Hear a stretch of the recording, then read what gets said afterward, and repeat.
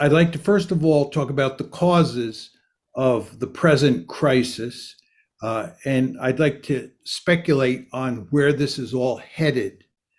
Now, with regard to the causes, it's very important to understand that who caused this situation is of tremendous importance because it involves assigning blame. Uh, you really have two choices here. You can argue that the West, and especially the United States, caused the crisis, or you can argue that the Russians caused the crisis. But that means that whoever you argue caused the crisis is responsible for this disaster. And it is important to understand that this is a disaster. Uh, Ukraine has lost Crimea. It's, in my opinion, going to lose the Donbass. And the only interesting question to me at this point is whether it's also going to lose more territory in the eastern part of its country. Uh, Furthermore, Ukraine's economy is wrecked. Its cities are in the process of being wrecked. The international economy is going to be badly affected by these events as they go on. This is going to have terrible consequences, I think, for the Democrats in the fall. Furthermore, it makes it difficult for the United States to pivot out of Europe and pivot to China, where there is a potential threat, which is China. Furthermore, we're driving the Russians into the arms of the Chinese, which makes no sense at all. And all at the same time, we're making Eastern Europe a very unstable region, and therefore forcing us to, if anything, up the ante there. So this is a disastrous situation. So the question of who caused it and who bears the blame really matters. Now, the conventional wisdom in the United States and in the West more generally is that the Russians are responsible for this. And in particular, Vladimir Putin is responsible. As I'm sure almost all of you know, I don't buy this argument at all, and I haven't bought it for a long time. In my opinion, the West bears primary responsibility for what is happening today. And it was largely a result of a decision in April 2006 to make Ukraine and to make Georgia a part of NATO. We were going to integrate Ukraine into NATO come hell or high water. Now, the Russians said at the time that this is categorically unacceptable. The Russians made it clear that they had swallowed the first two tranches of NATO expansion, the 99 expansion and the 2004 expansion, but Georgia and Ukraine were not going to become part of NATO. They were drawing a line in the sand. They said this is an existential threat to us. And indeed, in August of that year, of course, August 2008, you had a war involving the Russians and the Georgians over the whole issue of whether or not Georgia would become part of NATO. Now, it's important to understand that when we talk about Western policy and we focus on NATO and expansion of NATO into Ukraine, that actually Western policy had three prongs to it. The core prong was definitely integrating Ukraine into NATO.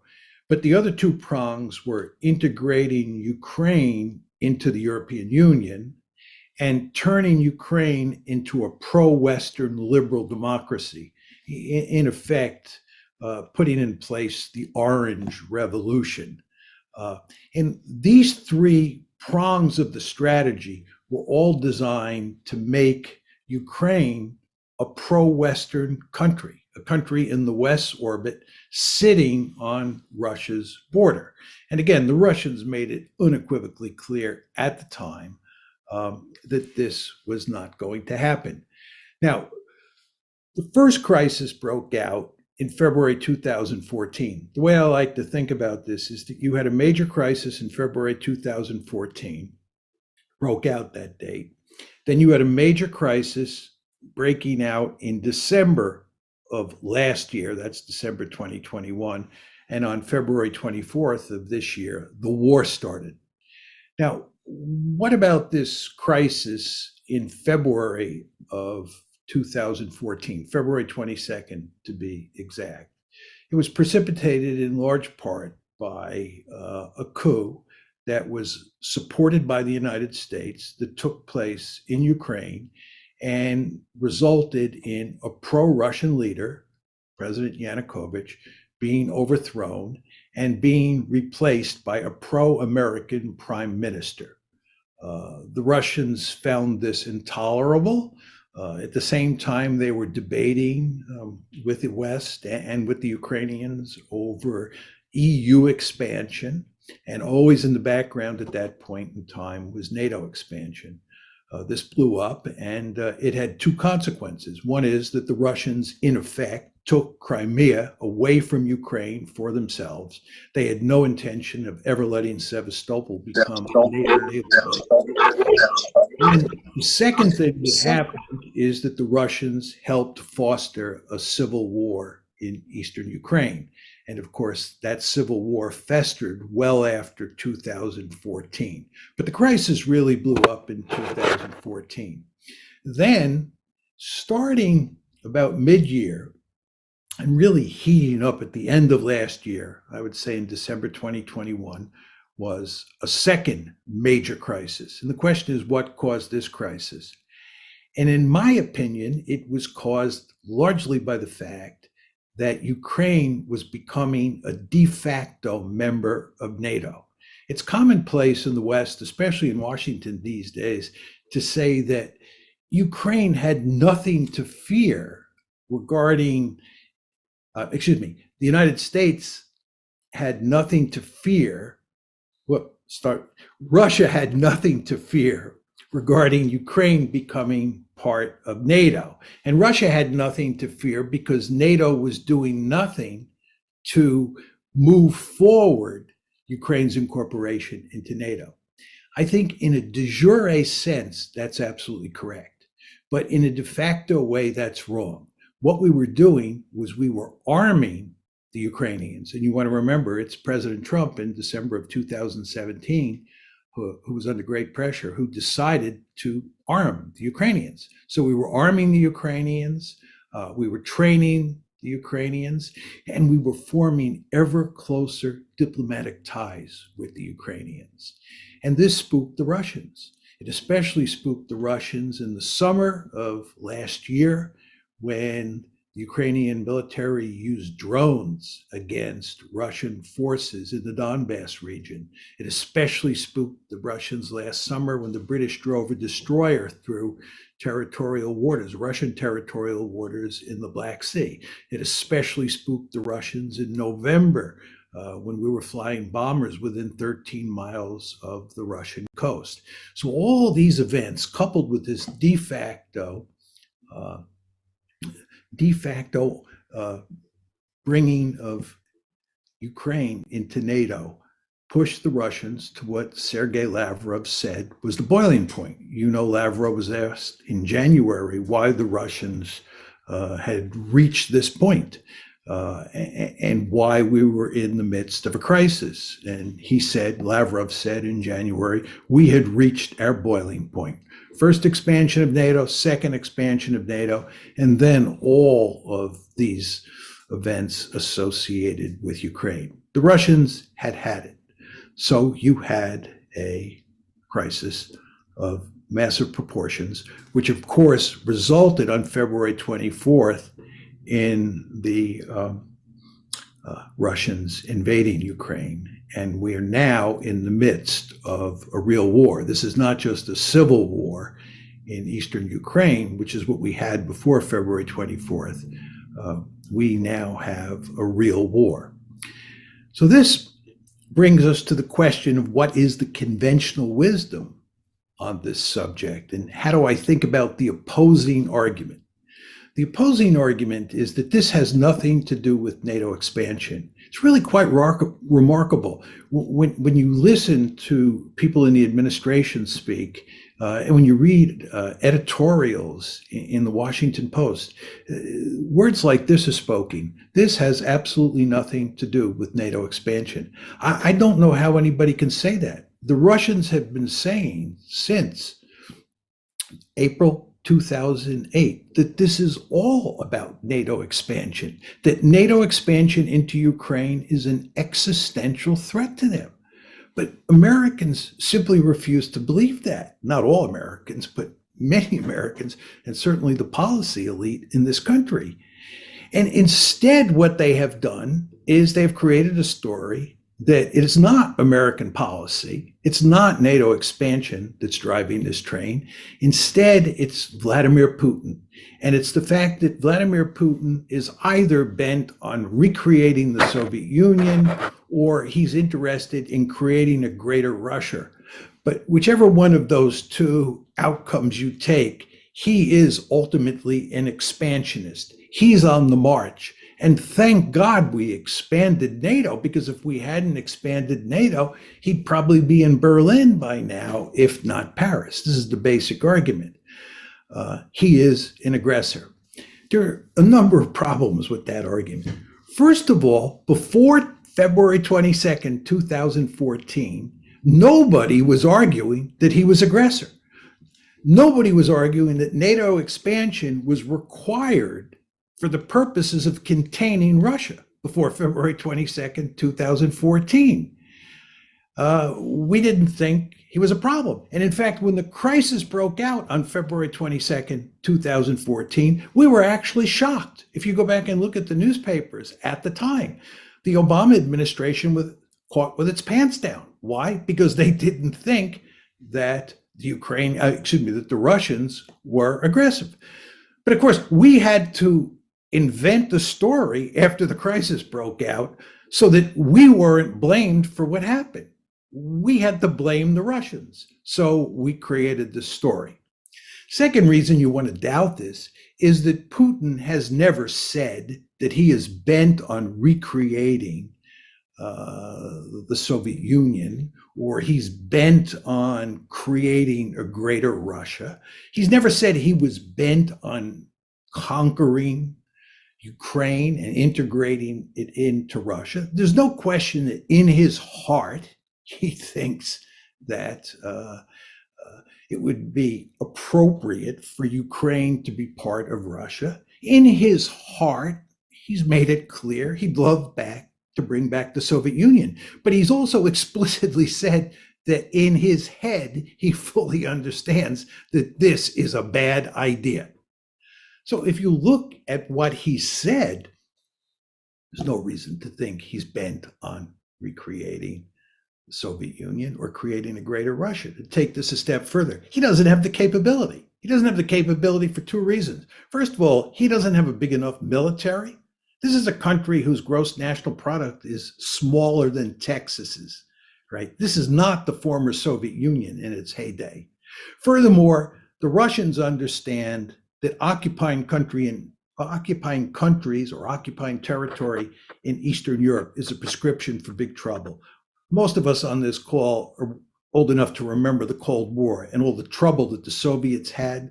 Think East Germany, 1953, Hungary, 1956, Czechoslovakia in 1968, constant trouble with the Poles. And one could argue that the Romanians and the Albanians were the biggest pain in the necks they ever faced.